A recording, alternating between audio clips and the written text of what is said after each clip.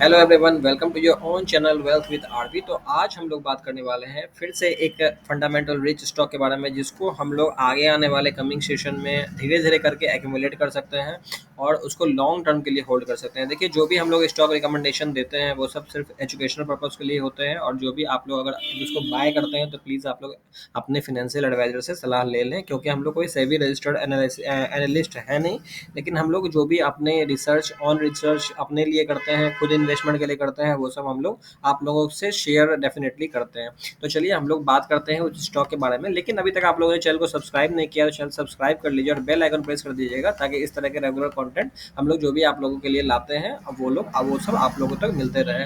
तो let's begin. तो company का नाम क्या है? कंपनी का नाम है डेविस लैब।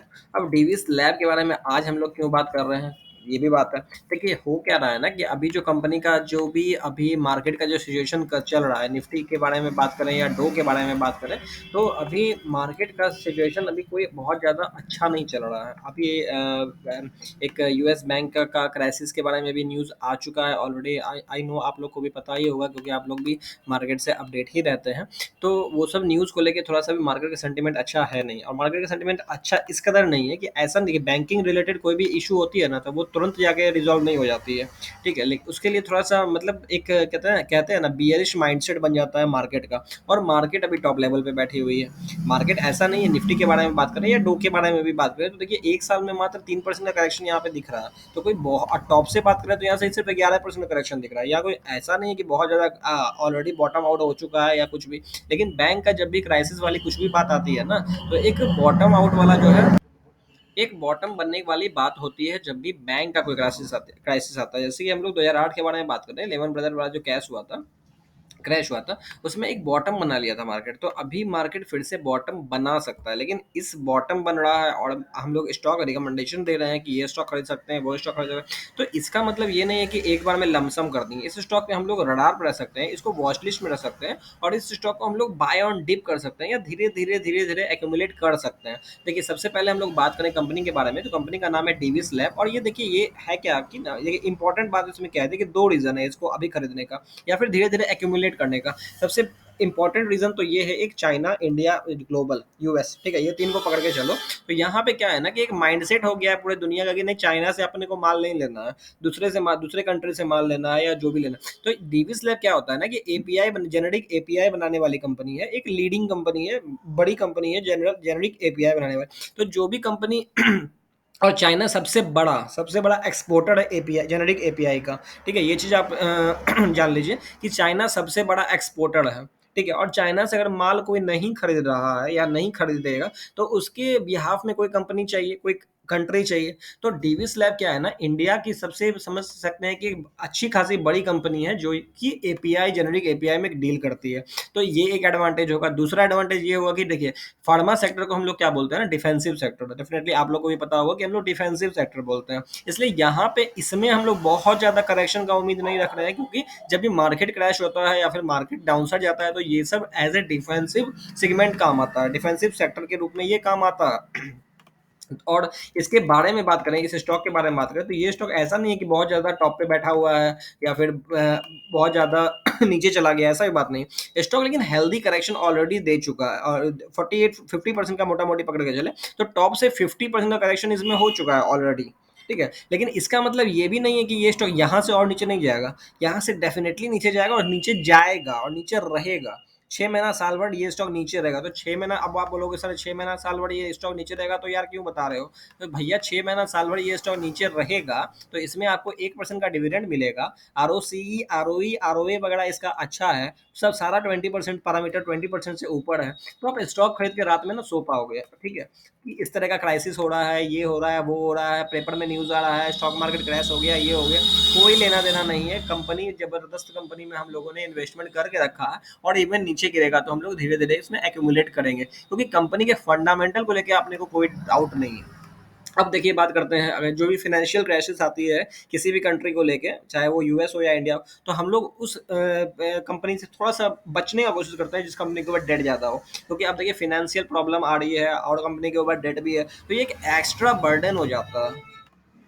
एक्स्ट्रा बर्डन हो जाता है एज ए इन्वेस्टर के ऊपर कि अब भैया डेट वाला कंपनी को हम लेके चल रहे हैं, ठीक है। तो इस कंपनी के बारे में बात करें तो यहाँ पे कोई डेट कुछ खास है नहीं, मात्र 3 करोड़ का डेट है, जिसके अगेंस्ट में कंपनी के पास कैश कितना है वो तो आप खुद ही देख सकते हैं, 3,000 करोड़। तो नेट डेट फ्री कंपनी हो गई। और उसके बाद अगर इसके अर्निंग के बारे में बात करें तो नेट प्रॉफिट अर्निंग जो है लास्ट ईयर का वो 2,900 मतलब 3,000 करोड़ का नेट प्रॉफिट है भाई। तो ये चीज़ डेफिनेटली हम लोगों को रडार पे रखना चाहिए। और इसके वैल्यूएशन के बारे में बात करें, ठीक है, हम लोग स्क्रीनर यूज़ करते हैं, screener.in पे जाके आप यहाँ पे किसी भी कंपनी का डीवी स्लैब लिखोगे आप आ जाएगा। तो यहाँ पे आप लोग भी जाके जाके एनालिसिस कर सकते हैं। और उसके बाद अगर हम लोग इसके वैल्यूएशन के बारे में बात करते हैं, देखिए सबसे इंपॉर्टेंट चीज़ पी रेशियो। पी के बारे में डेफिनेटली आप लोग जानते होंगे, नहीं जानते हो तो let me know in comment section, हम लोग उस पर बात करेंगे। देखिए इसके पी के बारे में बात कर रहे हैं ना, तो पी इसका बी चल रहा है 30 का, ठीक है। और पिछले 10 साल के पी के बारे में बात करें तो पिछला 10 ईयर्स का मीडियन पी जो है वो 31 है, और अभी चल रहा है कितना के पी पे, 30 के पी। मतलब क्या, पिछले 10 साल का जो एवरेज वैल्यूएशन है उसके आसपास चल रहा है या उसके 1-2 पॉइंट नीचे ही चल रहा है। और 5 साल के बारे में बात करें तो 5 साल में इसका वैल्यूएशन पी का निकल के आया है 45, और ये अपने को मिल रहा है 30 के पी पे। तो क्या है, सस्ता है या महंगा है? डेफिनेटली सस्ता है भाई, ये तो सस्ता है। तो अच्छा कंपनी भी है, अच्छा कंपनी इन द सेंस की कंपनी के फंडामेंटल्स सही है, डेट फ्री कंपनी है, वैल्यूएशन सस्ता है, मार्केट कैप ज़्यादा है, तो डिफॉल्ट होने का चांस ज़्यादा है, डिविडेंड यील्ड, मतलब कि सारा पैरामीटर पे ये खड़ा उतर रहा है, एकदम से ठोक बजा के खड़ा हो गया है कि भैया हम हैं। आप किधर जा रहे हो, तेरा ध्यान किधर है, ये तेरा हीरो इधर है वाला बात हो गया कि भैया हम हैं, तो आप क्या क्या खोज रहे हो कि कंपनी के फंडामेंटल रिच, हम रिच स्टॉक है भैया। मेरा प्रमोटर इन्वेस्ट में, प्रमोटर के बारे में बात करें तो प्रमोटर के पास देखिए 52% माल है, एफ आई आई 15% है, पब्लिक के पास सिर्फ 12% माल है, मतलब 98%, 88% माल स्ट्रॉन्ग हैंड में है। मतलब कहीं से कोई टेंशन वाली बात नहीं, डी आईज लगातार बाइंग कर रहे हैं, एफ आई आईज के पास अच्छा खासा माल है। तो स्ट्रॉन्ग हैंड में माल है भैया, कोई यहाँ से कोई टेंशन वाली बात अपने को तो यहाँ पे नजर नहीं आ रही है। और निफ्टी 50 का स्टॉक है, सबसे बड़ा बात है कि निफ्टी 50 का स्टॉक है। और देखिए इसके बैलेंस शीट के बारे में बात करें या पी टॉप टॉप लाइन और बॉटम लाइन के बारे में बात करें। टॉप लाइन इसको हम लोग बोलते हैं सेल्स को, धंधा जो कर रहा है। देखिए कोई भी कंपनी है, कितना भी अच्छा है कितना भी खराब है उससे कोई मतलब नहीं भैया, धंधा क्या कर रहे हो और प्रॉफिट कितना कमा रहे हो। तो धंधा अगर आपका इंक्रीजिंग ऑर्डर में है, जो कि डेफिनेटली यहाँ पे एकदम क्लियरली विजिबल है कि धंधा भैया इनका जो है ये इंक्रीजिंग ऑर्डर में है, तो धंधा आप लोग सही कर रहे हो। और ये हो गया टॉप लाइन। और उसके बाद बॉटम लाइन के बारे में बात करें, नेट प्रॉफिट, तो नेट प्रॉफिट भी आपका इंक्रीजिंग ऑर्डर में है, इसलिए आपका earning per share increasing order में है, ठीक है। तो अर्निंग पर शेयर आपका 1-2 साल इधर उधर हो जाता है तो अपने को कोई टेंशन वाली बात नहीं है कि इधर उधर क्यों हो गया। 1-2 साल बहुत सारा बात होता है जिसके कारण से होता है, उसी की वजह से अपने को स्टॉक नीचे भी मिलता है ना।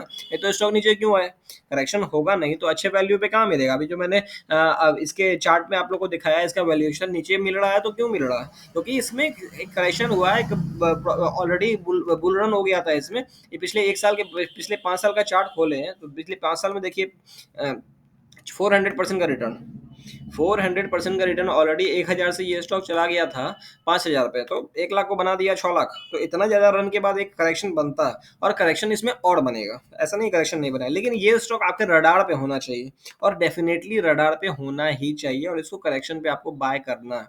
अगर आप लोग बोलोगे कि सर अपने को रिवर्सल में बाय करना है, तो रिवर्सल में बाय करना है बिल्कुल करो, 3,000 के ऊपर जाता है तो बाय कर लो, सेफ इन्वेस्टर। और अगर थोड़ा सा हिम्मत रखते हो मेरी तरह, थोड़ा सा कलेजा देखो मार्केट में रखना पड़ेगा, पैसा बनाना है तो थोड़ा सा कलेजा रखना पड़ेगा दोस्त। ऐसे ही सोचो कि एकदम सेफ सेफ तो मज़ा नहीं आएगा।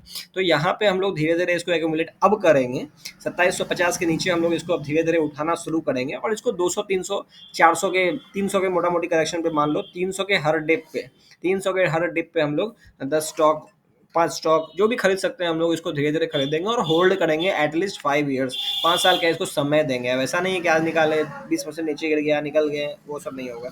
उसको हम लोग होल्ड भी डेफिनेटली करेंगे, क्योंकि कंपनी के फंडामेंटल में हमको कहीं से कोई दो राय नहीं है। तो ये था कंपनी का एनालिसिस।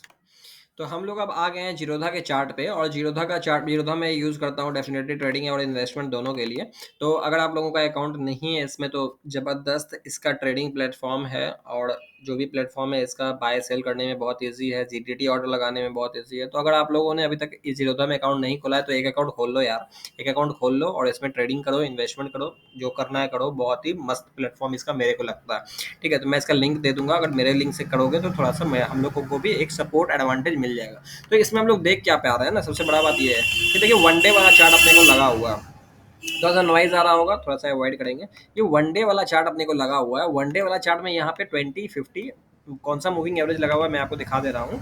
ये लगा हुआ है 20 और 50 और 100। ये 20 है, ये 50 है, ये 100 है। तो यहाँ पे हम लोग देख पा रहे हैं कि वन डे मूविंग एवरेज पे हम लोग देख रहे हैं कि 20 EMA के नीचे चल रहा है। इसका मतलब क्या हुआ? इसका मतलब सिंपल है कि ये शॉर्ट टर्म के लिए बेरिश है।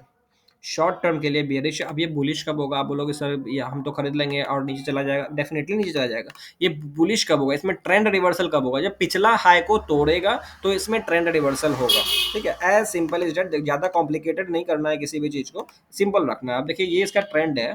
जस्ट अ मिनट, मैं आपको दिखा रहा हूँ। ये इसका ट्रेंड है, नीचे आया, हाई लगाया, नीचे आएगा। ठीक है, अब या तो ये मूविंग एवरेज के तरह नीचे चला जाएगा, लोअर लो बनाते चल जाएगा, या तो इसमें ट्रेंड रिवर्सल होगा और ये इस हाई को, पिछला हाई को तोड़ के ऊपर जाएगा और ये सपोर्ट लेके फिर से ऊपर जाने लगेगा। तो इस तरह का मूवमेंट अगर आता है तो डेफिनेटली ये शॉर्ट टर्म के लिए बुलिश हो जाएगा। या फिर सीधा पकड़ के चलो कि 20 EMA के ऊपर अगर 2 दिन क्लोजिंग दे देता है तो ये शॉर्ट टर्म के लिए बुलिश हो चुका है with the stop loss of पिछला वाला कैंडल।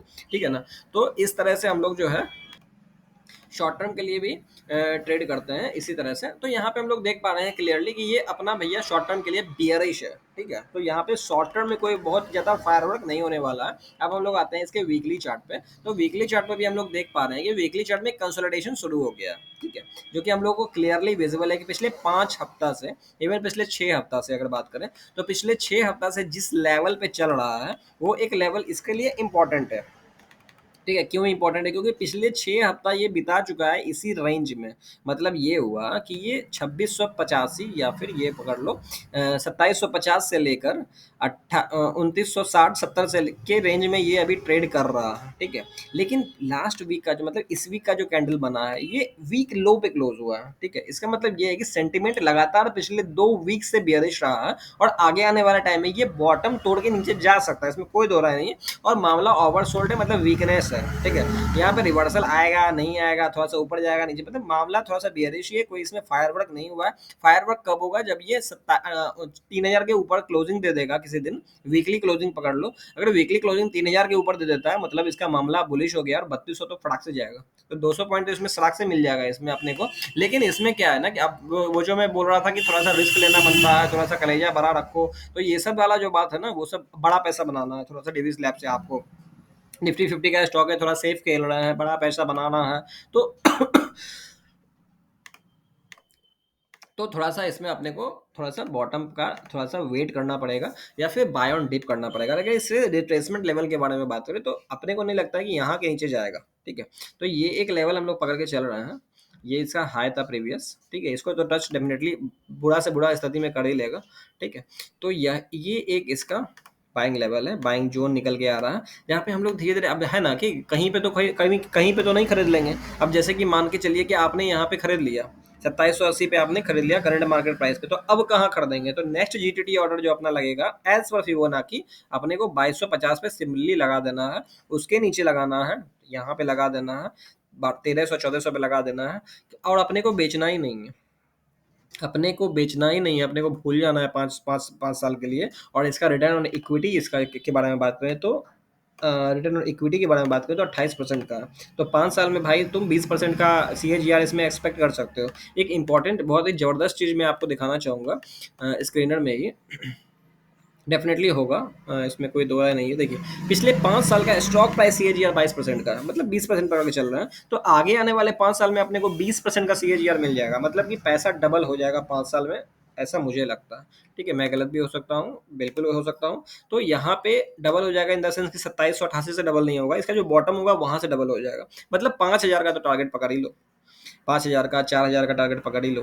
तो जितना पॉइंट आपको चाहिए वहाँ पे आप निकल जाओगे। 3900 का पॉइंट टारगेट पकड़ ही लो। तो यहाँ से आप 3900 के टारगेट के लिए तो डिविस लैब को ले ही सकते हैं अगर आप चैन से सोना चाहते हैं रात को। तो ये सब बात है डिविस लैब को लेके, और लेवल्स वगैरह सारा हम लोगों ने आप लोगों को बताया। और अगर ये वीडियो आप लोगों को अच्छा लगा है तो प्लीज़ अपने फ्रेंड्स को शेयर करिए और उनको बोलिए सब्सक्राइब करने के लिए। हम लोग थोड़ा सा सब्सक्राइबर अपना बढ़ाने के ऊपर लगे हुए हैं। हम लोग एक जेन्युइन सिंपल ट्रेडर इन्वेस्टर हैं, तो थोड़ा सा इफोर्ट ज़्यादा लग जाता है और लगेगा। तो आप लोगों से एक्सपेक्टेशन है कि थोड़ा सा आप लोग सपोर्ट करिएगा। बस दैट्स इट। हम मिलते हैं नेक्स्ट वीडियो में, तब तक के लिए बाय बाय।